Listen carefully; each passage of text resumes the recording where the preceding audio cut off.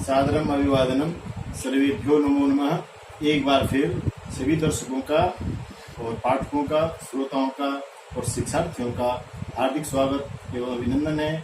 और आज हम कक्षा 10 में जो क्षितिज नाम की पाठ्य पुस्तक है उसमें जो काव्यखंड है और काव्यखंड में सूरदास के पद हरि हैं राजनीति पड़ी आए, इस पद पर विस्तार से चर्चा करेंगे।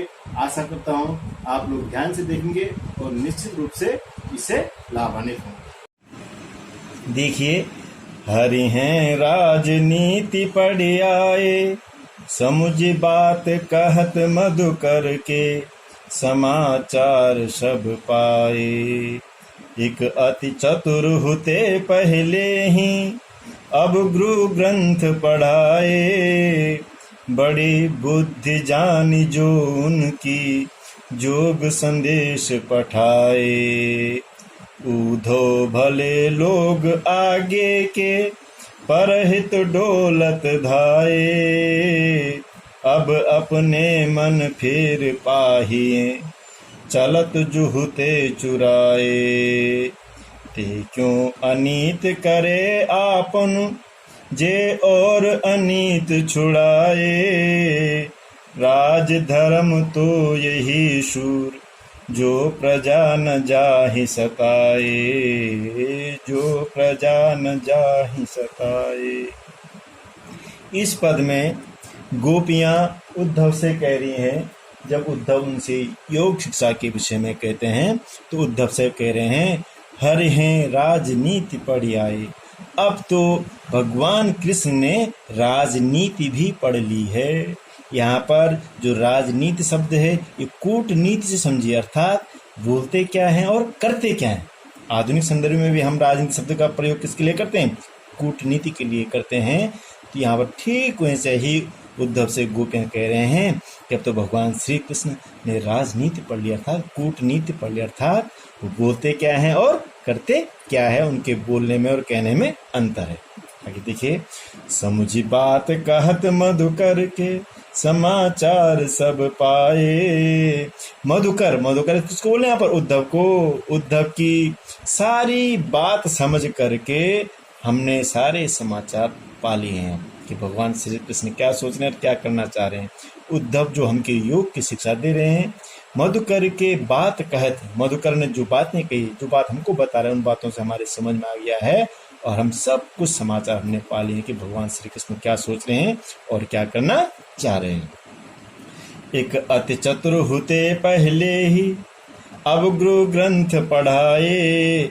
एक तो पहले से ही वह बहुत चतुर है। भगवान श्री कृष्ण के लिए बोल रहे हैं कि एक तो पहले से ही वो बहुत चालाक है और अब हमें गुरु ग्रंथ पढ़ा रहे हैं, अर्थात उद्धव को भेज करके हमें जो योग की शिक्षा देने के लिए कह रहे हैं। अब चतुर क्यों बोले कि पहले तो हमारे हृदय का उन्होंने हरण कर लिया है, हमसे स्नेह किया, हमसे प्रेम किया, और अब बोल रहे हैं कि मुझे भूल जाओ, योग को सीखो। इसलिए उनको बोल रहे हैं चतुर, इसलिए चतुर शब्द का प्रयोग कर रहे हैं कि पहले हमसे प्रेम किया और अब बोले कि मुझे भूल जाइए। बड़ी बुद्धि जानी जो उनकी, जोग संदेश पठाए। हमें तो ऐसा लग रहा है कि भगवान श्री कृष्ण बहुत बड़ी बुद्धि वाले हो गए, बहुत विद्वान, बहुत बुद्धिमान हो गए हैं, जो कि वो सब हमारी परिस्थितियों को जानते हैं और उन परिस्थितियों के जानने के बावजूद भी वे हमें योग संदेश पठाए। हमारे लिए उन्होंने अपने मित्र से योग संदेश भेजे हैं। ये कहाँ की समझदारी? वो जानते हैं कि हम सिर्फ और सिर्फ कृष्ण से प्रेम करते हैं, फिर भी इतने बुद्धिमान अब हो गए हैं तो उन्होंने अपने मित्र के माध्यम से हमारे लिए योग के संदेश भेजे हैं। ऊधो भले लोग के आगे, परहित डोलत धाये। उद्धव से कह रहे हैं कि हे उद्धव, हमने तो भले लोगों को ऐसा देखा है कि जो कि दूसरे के हित के लिए आगे आगे दौड़ते हैं कि दूसरे की भलाई किस प्रकार से हो। लेकिन यहाँ पर क्या हो रहा है? यहाँ पर कृष्ण हमारी भलाई कर रहे हैं क्या? जो आपको यहाँ पर योग के संदेश लेकर के उन्होंने भेजा है तो हमारी भलाई के लिए भेजा, अर्थात योग के संदेश से हमारी भलाई होने वाली नहीं है। ये कैसे अच्छे लोग हैं?